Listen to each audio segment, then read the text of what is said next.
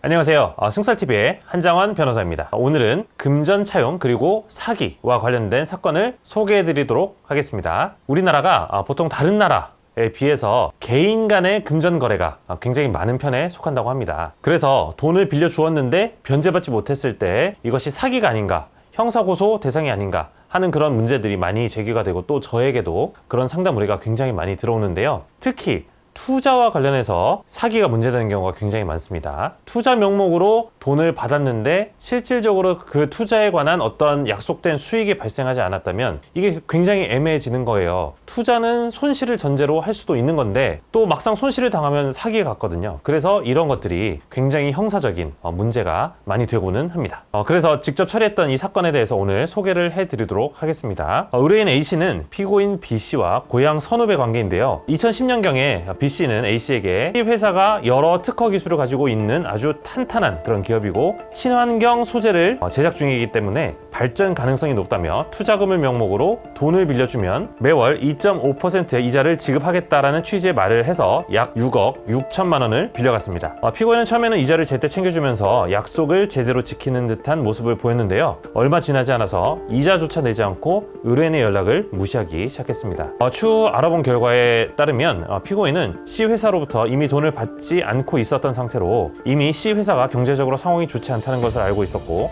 또 C회사에 투자한 채권들에 대한 이자 및 수수료를 납부해야 하기 때문에 계속해서 피해자를 비롯한 다수의 사람들에게 돈을 빌려서 C회사에 투자한 금액을 속칭 돌려막기를 할 그런 생각이었습니다. 그래서 말하자면은 이 B씨는 결국에는 이 C회사의 어떤 재정 상황이라든지 투자상의 어떤 난점이 있다는 점을 알면서도 A씨에게 그런 점을 고지하지 않고 여기에 투자하게 되면은 굉장히 큰 수익을 얻을 수 있다라는 취지로 말을 해서 6억이 넘는 큰 돈을 투자하게 만든 그런 상황이었어요. 이 사건의 쟁점은 두 가지였습니다. 첫 번째는 기망행위 여부였는데요. 우리가 사기가 성립되기 위해서는 기망행위가 있어야 되는데 이 C라는 회사의 재정 상태에 대해서 정확하게 고지하지 않은 점이 기망행위가 될 수 있는지 여부가 첫 번째 문제되는 상황이었습니다. 반드시 법률 행위의 중요 부분에 관한 허위 표시를 해야 하는 것은 아니고 상대방을 착오에 빠뜨려 행위자가 희망하는 재산적 처분 행위를 하기 위한 판단의 기초가 되는 사실에 관한 것이면 충분하다라는 것이 우리 법원의 판례 입장입니다.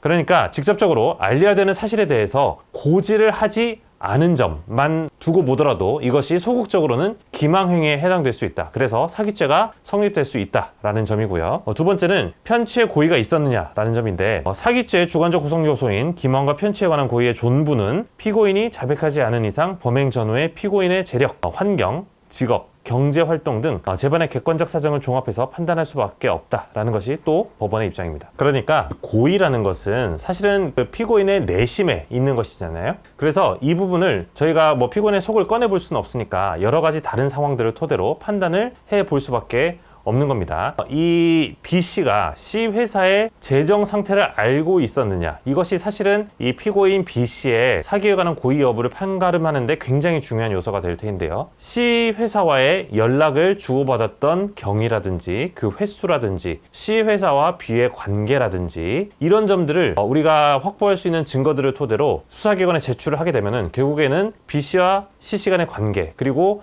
B가 C회사의 재정 상태에 대해서 알 수밖에 없었다는 점, 그래서 결국에는 B로서는 그런 부분들에 대해서 고지하지 않고 여러 피해자들로부터 돈을 투자받았다는 점에 대해서 인정할 수 있기 때문에 이런 방식으로 우리 B씨의 그런 고의 여부를 판단을 할 수 있게 되는 겁니다. 그래서 이런 점들에 대해서 저희가 충분히 갖고 있는 자료들을 제출하고 또 수사기관에 대해서도 그 수사를 요청함을 통해서 이 B씨에 대한 형사처벌을 이끌어낼 수가 있었고요.